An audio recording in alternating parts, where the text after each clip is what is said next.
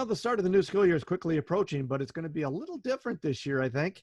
Parents are deciding whether to send their kids back to the classroom or to go online. And so, how do we get them ready for school this year? Well, with some tips to help us get the school year off to a great start, my guest all this week is behavior specialist from St. Clair County RESA, Joe Zima. And Joe, with all that uncertainty that I just talked about, how do parents get their kids excited for the start of a new school year? Yeah, so I think kids might fall into a couple categories. I know our own daughter, Kate, is 7 years old, and she'll be going into second grade.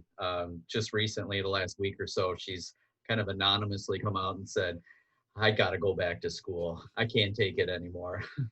I We also have a neighbor in her same second grade class. It's kind of saying the same thing, Terry. So I think some kids are ready. I know some of our colleagues here at RESA who have older kids in middle school and high school are just dying to get out of the house and get back to a routine and get back to their friends for lots of social, if not academic reasons.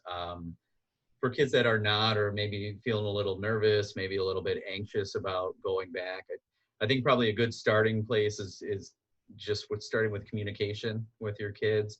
RESA just recently partnered with the health department here in St. Clair County. They put out a really short video that just deals with the facts of COVID-19 and how to return to school. So I know even with some of our younger kids, they're viewing that information, they're talking about it with their kids, and they're preparing and at least having a discussion around things like wearing a mask or social distancing and what that looks like. So that's one of the best ways. Many of our teachers, even if it's virtually, are starting to reach out, almost like a virtual home visit with students where they meet with them ahead of time, introduce themselves, do things like that. So those are all some things that kind of come to mind as far as getting excited or getting ready for the school year. My guess is for parents, it's just as unnerving for them as it is for their kids. Yeah, I think so. I think with our access in today's times with lots of different information and news and kind of knowing what's accurate and what's not might lead to some of that uncertainty. Again, I think that video that we did with Dr. Mercantant in the health department that really just deals with what's the most current scientific information, how do we return to school, how do we keep ourselves safe, helps a lot with that.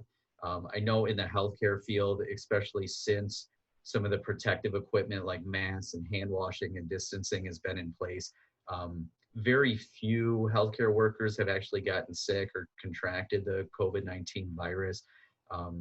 So a lot of those recommendations that Dr. Mercantant talks about comes from that healthcare field. And what have doctors and nurses who are regularly in contact with almost exclusively patients that have COVID-19 and are staying healthy? What are they doing? And we're trying to get that information to our teachers and our parents and our community to know that there's certainly things that we can do to stay safe, stay healthy, but also let's not, pretend that things are normal and this is everything is okay.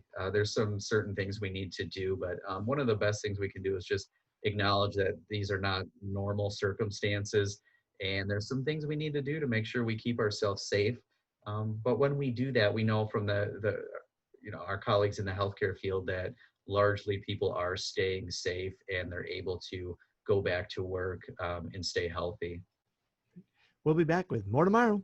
For Dateline Schools, I'm Terry Harrington.